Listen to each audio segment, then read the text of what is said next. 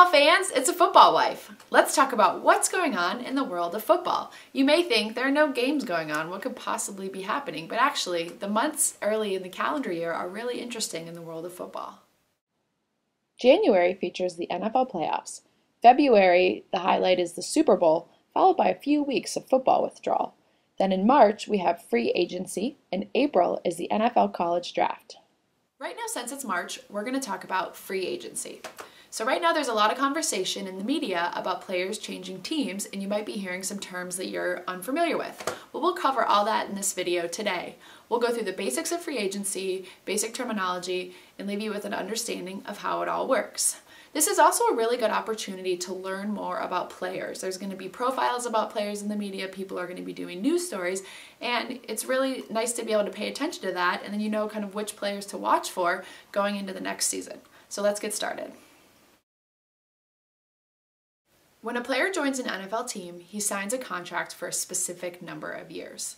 For rookies, that number of years is set based on the round of the NFL draft in which he was drafted. For other players, the length of their deal depends on the deal that their agent negotiates with the team that they're signing with. Now, when the last year of a veteran's deal expires, he becomes a free agent and he can sign with any team. So a free agent has an expired contract and can go out and try to sign with any team. Now, just to note, an NFL contract can last anywhere from 1 year to numerous years, but usually not more than 6.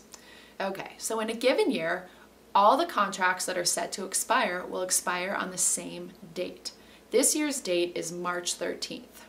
Now, what's interesting is that until March 13th, a player can only try to renegotiate his contract with the team that he's currently playing on. So for example, Vincent Jackson of the San Diego Chargers is a free agent come March 13th, but for right now, he can only try to talk to San Diego. So if he wants to try to go somewhere else, if he thinks somebody else might be interested in them, too bad, he can't talk to them. Now, come 4 p.m. Eastern on March 13th, all hell is going to break loose because it's like a free-for-all. If teams trying to grab up players, wheel and deal with agents, they want to go out and get guys hit the open market, they want to see what they're worth. So it's going to be really exciting to see what happens on March 13th. Here's the complicated part. Players who have only played 1 or 2 seasons are not allowed to seek offers even after March 13th. Players who have played 3 seasons are restricted free agents, which means that their prior team has an opportunity to match any offer the player gets elsewhere, and in many occasions the new potential team would have to give the old team a draft pick in addition to paying the player. Because of these rules, most young players do not try to change teams, but players who've been in the league 4 years or more may give it a shot and try to cash in during free agency. So for those players who are among the most experienced and the best in the NFL, teams have one last resort to keep them from hitting the open market during free agency, and that's called the franchise tag. A player who gets the franchise tag gets a 1-year contract for an amount based on the biggest contracts at his position. The way the math works out, the guaranteed money to the player is actually a lot lower than what those top players would get on a longer-term deal. Now, many players don't actually like getting franchise tagged because they don't get the opportunity to sell their services on the open market where their perceived value is the highest.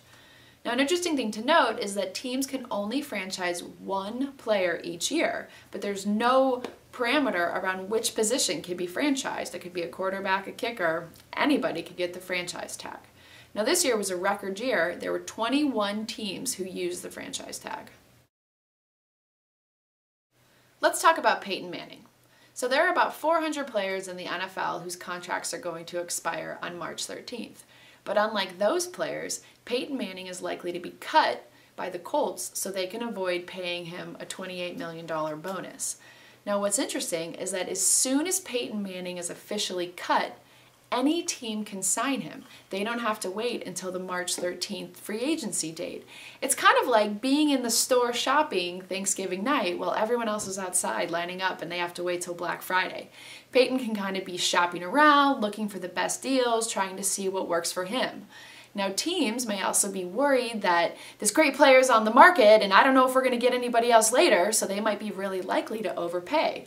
So Peyton Manning had a rough year. He didn't play because of a neck injury. Some people think he got treated really poorly by the Colts and probably getting cut.